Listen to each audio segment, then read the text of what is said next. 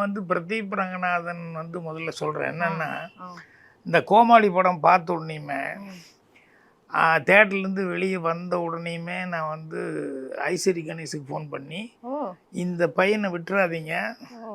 இவன் ஒரு லாங் டேர்னுக்கு உண்டான ஒரு ஆ. Technician okay. அப்படின்னு சொல்லிட்டு அவ்வளோ நல்லா இந்த படம் பண்ணியிருக்காப்புல. ஆ.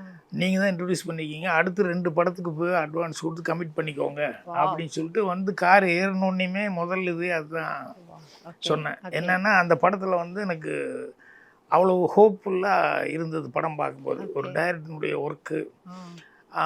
ஸ்கிரிப்ட், சீன்ஸ் பண்ண விதங்கள் இது எல்லாமே. அதுவும் அவர் அறிமுக இயக்குனர் அந்த படத்துல. அறிமுக இயக்குனர். அதனால் வந்து ம்.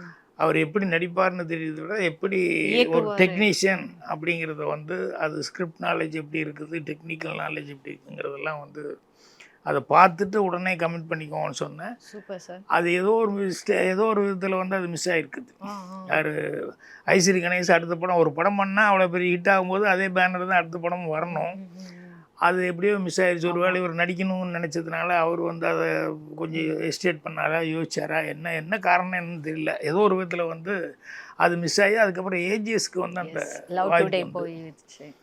அது வந்ததில் வந்து ஆர்டிஸ்டாகவும் அவர் டைரக்டராக கோமாளியில் வந்து